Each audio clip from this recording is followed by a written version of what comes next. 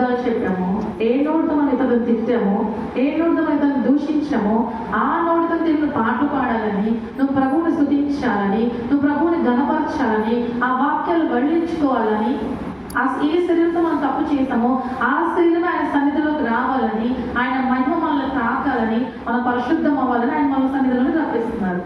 ఇది ఆయన మార్గం, ఇది ఆయన కోరుకుంటున్నది. మీరు ఎందుకు మందిరాల్లోకి వచ్చి కూర్చోవాలంటే అది అసలు ఎందుకు నన్నే ఎందుకంటే మీకు ఒక ప్రశ్న రావచ్చు. ఎందుకంటే ఆయన మన ప్రియుడు. ఎందుకు ప్రియుడు అన్నానంటే ఇంటిని చూసి ఇల్లాలి చూడాలంట. పెళ్లి కూతురు చూసుకోవడానికి వచ్చినప్పుడు ఏం చూస్తారండి అందరూ? పెళ్లి కూతురు ఎక్కడ లోపలే ఉంటుంది గదిలో. అప్పుడే ఆయన కూర్చొని ఏం చూస్తారు? డెకరేషను, గోడలు, ఇంట్లో ఏమున్నాయి, ఏమన్నా అవార్డ్స్ ఉన్నాయా, రివార్డ్స్ ఉన్నాయా, ఫ్లవర్స్ బలి పెట్టారే, కాయలు బలి పెట్టారే, అబ్బా సోఫా ఏంటి బలి పెట్టారే, అని ఇప్పుడు బలి వాక్యాలు రాయించలే, రంగురంగులు అంటే వీళ్ళకి దేవుడు ఎందుకు బలి శబ్దం అన్నమాట. వీళ్ళు ఈ వాక్యం పెట్టారే, ఎస్టిమేషన్ అయిపోద్ది అక్కడే. ఇల్లు శుభ్రంగా, ఓకే, ఏ బెడ్షీట్లు మురిగ్గా లేవు, బాగున్నాయి అంటే ఏం చేస్తున్నారు వాళ్ళు? ఫస్ట్ ఆ ఇంటిని చూసేసి అనాలిసిస్ చేసేసుకున్నారు, ఒక అవగాహన వాళ్ళకి వచ్చేసింది. అప్పుడు పెళ్లి కూతురు అంటారు ఇది డ్రాగన్.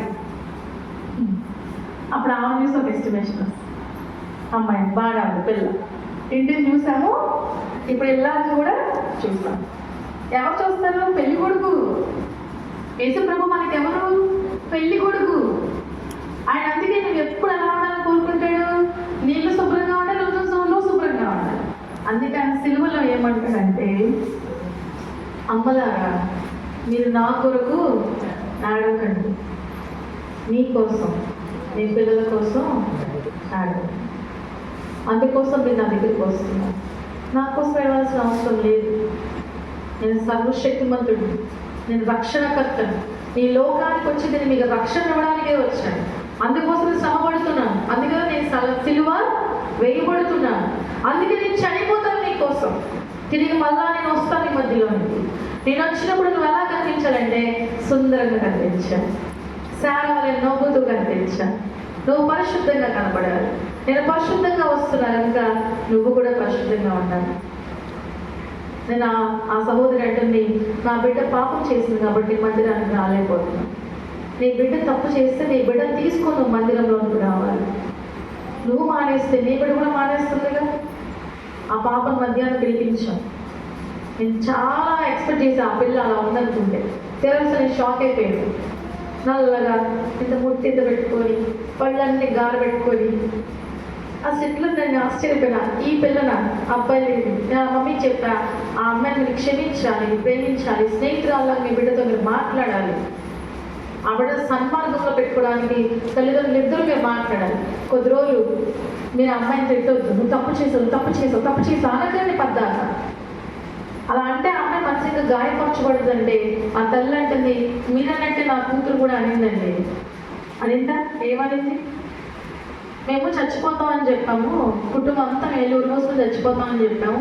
ఏంటి మమ్మీ బ్లాక్మెయిల్ చేస్తాం, అందుకే మీరు అంటున్నారు కదా, మీ కూతురు మీరు బ్లాక్మెయిల్ చేస్తారు అంటున్నారు కదా, మీ కూతురు మీరు బెదిరించొద్దు అంటున్నారు కదా. నా కూతురు ఇదే మాటలు అంత మాట్లాడింది. ఏంటమ్మా నన్ను బ్లాక్మెయిల్ చేస్తున్నావు, ఏంటమ్మా నువ్వు బెదిరిస్తున్నావు అని మాట్లాడింది ఆయన. అది చెప్పానా? ఇలాంటి విధంగా మీరు చేశారని చెప్పాను. ఆ అమ్మాయి తప్పు తప్పు తప్పు తప్పు అని చెప్పడం వల్ల ఆ అమ్మాయి ఇంకా రెచ్చిపోతుంది. అసలు మీకు ఎలాంటి అల్లుడు కావాలో అమ్మాయికి చెప్పండి, ఎలాంటి అమ్మాయి చేసుకుంటే అమ్మాయి బాగుంటుందో మీరు చెప్పండి. చదువుయిన తర్వాత చేసుకోవచ్చమ్మా అని చెప్పండి. అమ్మ నేను చదువు కోసం నేను ఎంత కష్టపడుతుందో అని చెప్పండి. మీరు ఏం శ్రమపడుతున్నారో అమ్మాయికి చెప్పండి. మీరు ఎంత కష్టపడి అలా పెంచారో మీరు చెప్పండి. ఒక వయసు వచ్చిన తర్వాత ఆడపిల్లలతో అయినా మగపిల్లలతో అయినా మన స్నేహబంధాన్ని కలిగి ఉండాలి. ఒక పక్క బాధ్యత వహించాలి, తప్పు చేస్తే హెచ్చరించాలి, ఆ తప్పు ఎందుకు చేసానో మనం గ్రహించాలి. ఆ తప్పును వాళ్ళు విడిచిపెట్టడానికి మనం ఆలోచించి ప్రార్థన పూర్వకంగా దేవా నాకు నీ జ్ఞానం ఇవ్వయ్యా అన్నప్పుడు ప్రభు మనకు కొత్త ఆలోచనలు చెప్తారు. ఆ ఆలోచనలు బట్టి మనం ఆ బిడ్డలకు సరైన సన్మార్గాన్ని నేర్పాలి. మనం ఎక్కడికి వెళ్తే అక్కడ కొద్ది రోజులు వాళ్ళు తీసుకొని వెళ్ళాలి. వాళ్ళు రాను అంటే మనం ఎక్కువ బలం పెట్టకూడదు. నా తల్లి బాల్యం నుంచి తనతో పాటు ప్రతి చోట ఎక్కడ ప్రార్థన. నేను ఒక ఊరు వెళ్ళానని చెప్పాను కదా, అక్కడ ఒక పాప నాకు ఇప్పుడు చూసిన చాలా బాగుంది ఫ్లవర్ అన్న. సిస్టర్ తీసేసుకోండి అంది. వద్దు మేము పెట్టుకోమన్నా వద్దు అన్న. సిస్టర్ లేదు సిస్టర్ మీకు చాలా బాగుంటుంది, చాలా ఉంది ఫ్లవర్స్, ఈమె తీసుకొచ్చింది, తీసుకోండి అంది. సరే వద్దునే ఒకటి తీసుకుంటాలే అన్న. అని ఏం చేసుకుంటాం రా ఈ పువ్వులు మేము పెట్టుకోమా అంటే, ప్లీజ్ సిస్టర్ ఒక్కసారి పెట్టుకోండి మీరు ప్లీజ్ అని. ఇలా గుర్తొచ్చింది, తీసుకొచ్చాను ఫ్లవర్ మీకు చూపిద్దాము. సీఎం వచ్చి ఫ్లవర్ మీకు ఇస్తే హౌ డు యూ ఫీల్? చాలా సంతోషంగా ఉంటుంది కదా. ఆయన కొనిది కూడా కాదు, నాకెవరో ఇచ్చి నేను మీకు ఇస్తున్నా. బట్ అయినా సరే మీరు ఆ ఫ్లవర్ తీసుకుంటే నీకు ఎంత సంతోషంగా ఉంటుంది. ఈ చిన్ని పుష్పం ఎంత అందంగా ఉంది కదా. మీరు కూడా ఎంత అందమైన వాళ్ళని ప్రభు చెప్తున్నారు. స్త్రీలారా మీరు అనొచ్చు, ఏమంటే అందం మోసకరం సౌందర్యం వ్యర్థం ఫాస్ట్గా చెప్పారండి. అందం మోసకరం సౌందర్యం వ్యర్థం అంటే అతిగా కనపరుచుకునేవాళ్ళు. కానీ ప్రభువునందు మీరు అతిశయించాలి, ఎందుకంటే మీరు సుందరమైన వారిగా ఉన్నారు, అందంగా ఉన్నారు. ఎలాగా చెప్పనా? మీకు ఒక టిప్పు చెప్తా, అందంగా మీరు కనిపించడానికి. మీరు బాగా అలసిపోయి బాధలో దుఃఖంలో ఉన్నారు. ఆలోపై కావడొచ్చి ఏమంటే మేము నలిగేస్తాం, మీరు త్వరగా రావాలి, త్వరగా వచ్చేయండి, ఒక 5 నిమిషాల్లో వచ్చేయండి అన్నాడు. అయ్యో స్నానం చేసే టైం లేదే, ఎట్లాగా అనుకుంటాం. ఈలోపు భర్త వచ్చి చప్ప మీద చెల్లు మనం కొట్టాడు. ఎందుకు వెళ్తాం వాళ్ళ దగ్గరికి? కులంగా మతంగా నిలబగా అన్నాడు. ఏం చేస్తాం మనం? బాగా ఏడుస్తాం. ఆవిడేమో రమ్మంది, ఏమో కొట్టాడు. ఏం చేద్దాం? ఏం చేద్దాం? మీ మొక్కలు చూడండి భలే గ్లోగా ఉంటుంది, చాలా బ్రైట్గా అయిపోతుంది. ఎంత అందంగా తయారవుతారో మీరు. స్నానం కూడా చేయవలసిన లేదు. ఎందుకో చెప్పనా? టిప్ ఏంటో చెప్పనా? ఏడ్చినప్పుడు మీ కళ్ళలోంచి నీళ్ళు జాగ్రత్త మీరు పద్దా గట్టిగా చూసుకుంటారు కదా. ఆ చెమట పట్టిస్తుంది, కొట్టినప్పుడు చెమట పట్టింది కదా, ఆ చెమటంతా చూసుకుంటారు కదా, అక్కడ నీళ్ళు తీసుకుంటారు కదా. ఆవిడ మొహానికి ఏమైందంటే మసాజ్ అయ్యింది. ఆ మసాజ్లో మీ లోపల బాధ అంతా ఏడ్చినప్పుడు పోయి రిలాక్స్ అయిపోయారు. దానివల్ల మొక్క ప్రశాంతంగా అయిపోయింది. అందుకే మొక్క వెలుగుతో ప్రకాశిస్తుంది. అందుకే మీరు అందంగా కనిపిస్తారు. ఆయనకి జాలేసి ఏడవద్దులే వెళ్ళు. మనం అంటాం, ఆవిడ మన కష్టంలో మన 500 అప్పు ఇవ్వలేదా, మన నూనె అడిగితే ఇవ్వలేదా, కొద్ది కొడుతున్నావు నన్ను అని చెప్తాను. సరే ఇప్పుడు వెళ్ళు అంటాడు. కొట్టేసావు మరే, సారీ నేను వెళ్ళు అంటాడు ఆయన. అమ్మ మనం వెళ్తాం, సంతోషంగా వెళ్తాం. అంతలోనే కష్టం, అంతలోనే దుఃఖం, అంతలోనే బాధ, అంతలోనే జరిగిపోయి గుర్తు చేసుకున్నాం. అప్పుడే మేళ్ళు గుర్తొచ్చినాయి, అప్పుడే మనం మళ్ళీ అక్కడికి వెళ్ళాం. కానీ దెబ్బ పడలేదు. ఒక కార్యం నెరవేర్చడానికి దాని వెనకాల సంతోషం ఉంటుంది, దుఃఖం ఉంటుంది, బాధ ఉంటుంది, ఏడుపు ఉంటుంది, నవ్వు కూడా ఉంటుంది. మరి సారా తల్లి 90 సంవత్సరాలు ఏడ్చింది. కానీ ఆ బిడ్డ పుట్టినప్పుడు ఆమె నవ్వింది. అదేగా దేవుడు చెప్పాడు, నీకు నవ్వు కలగ చేస్తానని చెప్పాడుగా. దేవుడు ఇచ్చిన వాగ్దానం నెరవేరిపోయిందా? అమ్మాయ నెరవేరిపోయింది. కానీ దేవుడు ఆమెకి ఇచ్చిన పేరు ఏంటంటే, అమ్మా నువ్వు జనములకు తల్లిగా ఉంటావు. అబ్రహాం ఏం చెప్పాడు? నువ్వు అబ్రహాముగా మారుతావు, నువ్వు జనములకు తండ్రిగా నువ్వు మార్చబడతావు. సో ఈ ఆత్మీయ తల్లిలారా, మీరు అనుకోవచ్చు, మీరు కానీ 2, 3, 4, 5 బిడ్డలే. మా అమ్మగారు 6 నీకు అన్నారు. నేను మాస్టర్ గారు చెప్తున్నారు, నేను 8 మంది అండి మా అమ్మగారి సంతానం అని చెప్తున్నాను. ఒక సేవకుడు చెప్తారు, అయ్యా నీ సంఘం ఎంత అంటే 100 మంది.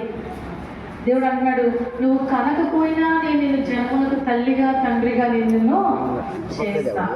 నిజంగా సేవకులు ఎంత ధన్యకరమైనటువంటి భాగ్యం వాళ్ళు పొందుతున్నారు కదా. అని ఇప్పుడు వస్తా జానయ్య గారు తీసుకొస్తా ఉన్నారు. వెనక్కి తిరిగి చూస్తే చిమ్మ చీకటి, మా వెనకాల ఒక్కరు కూడా లేదు. మా ముందు 5 లైటింగ్ తప్ప ఏమీ లేదు. మొన్న అసలు నేను జనరల్గా 25 సంవత్సరాలుగా సేవలో ఉన్నాను. 2001 నుంచి ఇలాంటి పల్లెటూర్లు చాలా వెళ్ళాను. రోజుకి 5 సంఘాలు, పొద్దున 6 గంటలకు మొదలు పెడితే ప్రయాణం రాత్రి 11 అయిపోయింది. ఇలాగే బండ్ల మీద ప్రయాణం. ఆ 2004, 2005 ఆ సంవత్సరాల్లో కూడా మా పిల్లలు 25 సంవత్సరాలు. 2004 అంటే 21 సంవత్సరాల క్రితం. అప్పుడు ఎలా ఉంటాను నేను చెప్పండి? మంచి అవ్వల దశ. కానీ దేవుడి కాపుదల మా పక్షాన ఉంది. ప్రార్థన చేస్తారు. వాళ్ళకి 2 కూతుళ్ళు ఆ పాప డిగ్రీ చదువుతుంది. ఇన్స్టాగ్రామ్, ఫేస్బుక్లో అబ్బాయితో మాట్లాడుతూ ఆ అబ్బాయితో చాలా దూర ప్రదేశాలకు వెళ్ళిపోతుంది. ఆ విషయం మరి మా ఊళ్ళో కొద్దిమందికి తెలిసిపోతుంది. ఆ మార్గంలో నుంచి వస్తారు వాళ్ళు. మేమైతే ఎవరికి చెప్పలేదు, దాచుకున్నాము. కానీ ఆ అమ్మాయి చెడుతనాన్ని బట్టి తల్లిదండ్రుల మొత్తం సంఘంలో చూపించుకోలేకపోతున్నారు. అందుకని మానేస్తున్నారు. అక్క నాకు చాలా బాధగా ఉంది, చాలా భారంగా ప్రార్థన చేస్తున్నాం, 4 నెలల నుంచి మందిరానికి రావట్లేదు. అక్క మీరు మాట్లాడండి, మీరు కౌన్సిల్ చేయండి అని చెప్పినప్పుడు నేను ఆమె ముందు రోజే ఇన్ఫార్మ్ చేయండి, రేపు మార్నింగ్ అసలు వెళ్ళిపోవాల్సింది, నేను పొద్దున్న వెళ్ళిపోవాల్సింది. ఆ కుటుంబం కోసం వల్ల నేను ఆగిపోయాను. ఆ తల్లి వచ్చింది, చిన్న వయస్కురాలు, మహా అయితే ఆమెకు 31-32 సంవత్సరాలు ఉంటాయి. ఆ తల్లి చూశాను. ఏంటమ్మా అన్న, నవ్వుతుంది కానీ ఏం చెప్పట్లేదు. గుండె నిండా బాగుంది. ఏముంది? బాగుంది. నా దగ్గర చూడు, మొహం ఎలా చూపిస్తుంది, నవ్వుతూ చూపిస్తుంది. అందుకంటే దేవుడి వాక్యం ఏముంటుంది తెలుసా? ఒకడు నవ్వు చుండినను వాడి హృదయమున దుఃఖం ఉండవచ్చును. ఏముంటుందంట? స్త్రీలు అంతే అండి, గుండె నిండా దుఃఖం ఉంటుంది. ఒక్కోలో మాత్రం చిరునవ్వు పెట్టుకుంటాం మనం. మన గుణ లక్షణమే అది. అది చెడ్డ లక్షణమా, మంచి లక్షణమా? మంచి లక్షణం. కుటుంబంలో ఏమున్నా లేకపోయినా భర్త వచ్చేసరికి చక్కగా స్నానం చేసి ఆ నైట్ తీసి పడేసి ఒక గ్లాస్ మంచి తీసుకెళ్ళి నవ్వుతూ ఇస్తాం. ఆయన ఇవ్వాలి కూడా, అది ధర్మం. నువ్వు తాగుబోతుడు అయితే కావచ్చు, కొట్టేవాడు అయితే కావచ్చు, నువ్వు డబ్బులు వేస్ట్ చేస్తే కావచ్చు, ఇంకో ఆవిడ దగ్గరికి వెళ్ళినా కావచ్చు. ఈరోజు నా ఇంటికి వచ్చావు కాబట్టి నేను శుభ్రంగా ఉండి మంచి వస్త్రాలు వేసుకొని నీ గ్లాస్ మంచిగా ఇస్తాను. చికెన్ వండావా అంటాడు, పప్పుచారు వేసాడు, పచ్చడి ఉంది, అదే ఉంది తిరుగు, అది చిరునవ్వుతో చెప్తాం మనం. చికెన్ లేకపోతే ఏం చేస్తాడు? ఆ పప్పుచారు పచ్చడి వేసుకుని పెరిగేసుకుని తిని కమ్మగా వెళ్ళిపోతాడు. ఎందుకు? సీక్రెట్ ఏంటి అక్కడ? మీరు చిరునవ్వుతో ఆయన పలకరించారు కాబట్టి. ఆయన చెడ్డవాడైనా మీరు ఆయన ఆశ్రయించుకోలేదు కాబట్టి.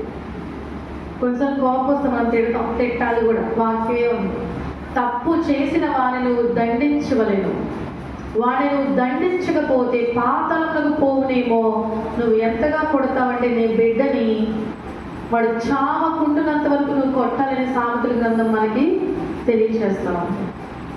మన బిడ్డ తప్పు చేస్తే మనం ఏం చేయాలి? గద్దించాలి. మాట వినకపోతే వాడిని కొట్టాలి. ఆ కొట్టిన దెబ్బలప్పుడు మాట వినకపోతే చావకుంటున్నంత వరకు మనం దెబ్బ కొట్టాలి. కొందరు మాటలతోనే కొట్టేస్తారు. అందుకే దేవుడు అంటాడు, నీ నాలుక జీవన్మరణాల వశము. నీ నాలుక చాలా భయంకరమైన శక్తి కలిగింది. అందుకే నీ నాలుక జీవన్మరణాల వశము, చస్తావరా అన్నామంటే రాదు. కానీ మళ్ళీ మనం వెంటనే అమ్మో దేవాన్ని క్షమించు, నా భర్తను కాపాడు, నా బిడ్డలు కాపాడు, అయ్యో నేను ఆవిడకి ఇచ్చేసాను కూడా క్షమించండి. వాళ్ళు మరణంలో పోకుండా మళ్ళీ మనమే క్షమాపణ దేవుని దగ్గర అడిగినప్పుడు ఆ శాపం కొట్టివేయబడుతుంది. మనోడితోనే శపించాం, మనోడితోనే పశ్చాత్తాపడి దేవుడి దగ్గర ఒప్పుకొని అది దేవుడు ప్లీజ్ క్షమించండి, ఆయన మళ్ళీ వాళ్ళని క్షమిస్తారు. దేవుడు మంచివాడు, ఆయన చెడ్డవాడు కాదు. ఆ సహోదరుడితో నేను మాట్లాడుతూ చెప్పాను, ఏమ్మా నువ్వు ఎందుకు మందిరానికి రావట్లేదు? ఏం మాట్లాడు, నువ్వు నోరు తెరిచి మాట్లాడు. ఏం మాట్లాడలా. గంట సేపు పాస్టర్ గారు కూర్చొని అన్నీ చెప్తా ఉన్నారు. నాకు రాత్రంతా చెప్పారు, మళ్ళీ అమ్మకు చెప్తున్నారు, వాళ్ళ పిల్లలు ఏం చేస్తుందని చెప్తున్నారు. నేను అన్నా, అమ్మ నువ్వేమన్నావు నీ కూతుర్ని? ఏమంటా అమ్మగారు బాధపడుతున్నా. నువ్వు బాధపడలా, నువ్వు ఇంకేదో అన్నావు అమ్మాయిని, నాకు అది చెప్పాలి. మా అమ్మాయితో నేను మాట్లాడలా. మరి దేవుడితో మాట్లాడడం మానేస్తే నువ్వేం చేస్తావు? ఏం చేస్తావు? నేను ఆశీర్వచనం ఎవరంటే నువ్వేం చేస్తావు? నీ బిడ్డ తప్పు చేస్తే క్షమించాల్సిన బాధ్యత ఎవరిది? తల్లిదండ్రులుగా మనదే. మనమే తప్పులు చేయకుండా పెరిగిపోయామా? మన దేవుడు క్షమించలేదా? మనం తప్పులు చేయకుండా ఉన్నాం. మన అమ్మ నాన్న క్షమించారు మనల్ని. భర్తగా తప్పు చేస్తే మనం క్షమిస్తున్నాం, భార్యగా. బిడ్డలు తప్పు చేస్తే ఎవరు క్షమించాలి? తల్లిదండ్రులు క్షమించాలి. అందుకే పరలోక ప్రార్థన మీరు చేసేటప్పుడు ఏమో ప్రార్థన చేస్తారు? ప్రభువా నేను క్షమించమ్మా, వస్తుంది. వాళ్ళు కన్నీటి ప్రార్థన ఏమంటే అసలు కన్నీరు రాదండి అన్న వాళ్ళు ఎవరు చేస్తారా? అసలు ఏడవండి అన్న వాళ్ళు చేస్తుంది. నేను కన్నీళ్ళ గురించి అడుగుతుంటే ఒకరు నవ్వు వస్తుంది. స్త్రీలు నవ్వితే చాలా సంతోషంగా ఉంటారు. నవ్వండి ఒకసారి నవ్వండి. ఈ నవ్వు అనే పేరు ఒకరికి ఇచ్చారు బైబిల్లో. ఎవరికండి? ఎవరికి? ఇలా అంటే నా గట్టిగా చెప్పండి. Very good. మీరే క్లాస్ కొట్టండి. శారాకి దేవుడు ఇచ్చిన పేరు ఏంటండి? నవ్వు. ఎప్పుడు వస్తుందండి నవ్వు? ఎప్పుడమ్మా నవ్వు వస్తుందంట? సంతోషం ఎప్పుడు వచ్చింది ఆవిడకి? అల్లదిరా వినపడట్లా? గట్టిగా గట్టిగా గట్టి క్లాస్ కొట్టాలి. సిస్టర్ గారి పేరు ఏంటండి? ప్రశాంత్ సిస్టర్. గట్టి క్లాస్ కొట్టాలి. చప్పట్లు కొట్టలేదా? మీ చేతులు అలా ఉంటాయి. దేవుడిని మనం చప్పట్లు కొట్టి దేవుడు స్తుతించాలి. చప్పట్లు కొట్టడం వల్ల అంట మీ హార్ట్ ప్రాబ్లమ్స్ అన్నీ, మీ గుండె జబ్బులన్నీ పోతాయంట. తెలుసా ఈ విషయం మీకు? కదా, అందుకే చప్పట్లు సేవకులు ఎక్కువగా మళ్ళీ చప్పట్లు కొట్టిస్తారు. ఆ చప్పట్లు కొట్టడం వల్ల మీలో ఉన్న జబ్బులు సగం పోతాయి, మనలో ఉన్న జబ్బులు సగం పోతాయి. అని ఈ రెండు చేతిలో వచ్చినప్పుడు ఈ గుండె నరాలు ఇక్కడ చివరిలో ఉంటాయంట. ఈ రెండు అదిరిపోతాయంట. ఆ దెబ్బకి ఈ రెండు అదిరి మన నరాల్లో సడలింపు వచ్చిందంట. అప్పుడు రక్త పంపింగ్ బాగా ప్రసరణ బాగా జరిగి ఎక్కడికైనా బ్లడ్ గెడ్ల కట్టేసి ఉంటే ఫోర్స్ వెళ్ళిపోయి మనకి మంచిగా ముఖంలో వెలుగునిస్తాయి అంట. నల్లోళ్ళు కాస్త తెల్లోళ్ళుగా అయిపోతారు. ఓకేనా అండి? అది మరి కాబట్టి సారా అమ్మకి దేవుడు ఇచ్చిన పేరు నవ్వు. ఎప్పుడు నవ్వుతుంది అంటే తనకు బిడ్డ కలిగినప్పుడు. ఆ బిడ్డ పేరేంటండి? ఇస్సాకు. పెళ్ళవగానే బిడ్డ కనేసింది ఆవిడ? కనలేదు. ఎప్పుడు కలిగింది మరి అమ్మా? 90 సంవత్సరాలు. అన్ని సంవత్సరాలు నిరీక్షణ కలిగి ఉంది. మనం మాత్రం పెళ్ళి 6 సంవత్సరాలైనా పిల్లలు పుట్టకపోతే మన కొడుకు ఇంకొక అమ్మాయి ఇచ్చి పెళ్లి చేసేద్దాం అనుకుంటున్నాం. 2 సంవత్సరాలకి ఆలోచనలు వచ్చేస్తాయి. ఈ పిల్లకి పిల్లలు పుట్టరేమో, ఇంకొకటి చేసేద్దామా, మరలు చేసేద్దామా కదండి. ఉన్నారు అట్లాంటి తల్లు, అందరు ఉన్నారు. కానీ మనమైతే నిరీక్షణ కలిగి ప్రభు దగ్గర అబ్రహాం శారాలని మనం నిరీక్షణ కలిగి ఇంకొంతకాలం వెయిట్ చేద్దాం, ఇంకొంతకాలం వెయిట్ చేద్దాం, ఇంకొంతకాలం వెయిట్ చేద్దాం. మేము రాత్రి వేళలో 9 గంటల నుంచి 10 దాకా గూగుల్ మీట్ ఆన్లైన్లో కలుస్తాం. వేరే వేరే ప్రాంతాల నుంచి కలుస్తారు ప్రార్థనలో. మేము కరోనా టైం నుంచి ఇప్పటికి 6 సంవత్సరాలే మేము ఆన్లైన్ నిర్వహిస్తున్నాం. 17 సంవత్సరాల పిల్లలు కనని వాళ్ళు కూడా పిల్లలు కన్నారు. 12 సంవత్సరాల వాళ్ళు, 9 సంవత్సరాల వాళ్ళు, 7 సంవత్సరాల వాళ్ళు. ఎలా జరిగింది? సంఘము ప్రార్థించగా దేవుడు సంఖ్యలను విడదీసేస్తా ఉన్నాడు. అందుకే సంఘము అంటే ఎవరండి? మనమే. మనము అంటే ఒక్కళ్ళు సంఘం అవుతుందా? అవ్వదు. మనందరం సమూహంగా స్త్రీలు, పురుషులు, పిల్లలు, పెద్దలు, యవనస్తులు, వృద్ధులు అందరూ కలుసుకుంటే సంఘం అవుతుంది. మరి సంఘము ఒక్కటే సమస్య నిమిత్తం ప్రార్థన చేస్తే మరి కార్యం జరిగిద్దా లేదా? మనం ఆ నమ్మికతోనే మనం సంఘంలో ప్రవేశిస్తున్నాం. కొందరు అంటారు కదా, ఇంట్లో ఉండి ప్రేయర్ చేసుకుంటే సరిపోతులేండి. ఇంట్లో ఉండి ఆ శాలేం రాజు గారితో, రాజప్రకాష్ పాల్ గారితో, ఆ జాన్ ఎస్వి గారితో వాక్యం వింటే సరిపోతులేదు. అలాగే ఉంటుంది, మరి అలాగే సరిపోతాయి టీవీలు కూడా. ఇంట్లో కూర్చొని పూల కుండీలో నేను ఏమంటారు, ఒక మొక్కజొన్న మొక్క వేసుకుంటాను, ఒక మునక్కాయ చెట్టు వేసుకుంటాను, ఒక టమాటా మొక్క వేసుకుంటాను అంటే మనం భవిష్యత్తు గడిచిపోద్దా? ఇంట్లోనే నేను కొంచెం బియ్యం వేసుకొని నేను కొన్ని పంట పండించుకుంటానంటే సరిపోద్దా? ఇంట్లో ఎన్ని పండిస్తామండి? ఇంట్లో ఎన్ని మొక్కలు వేసుకుంటాం కదా? ఒక పూల కుండీలో మనం ఎన్ని బియ్యం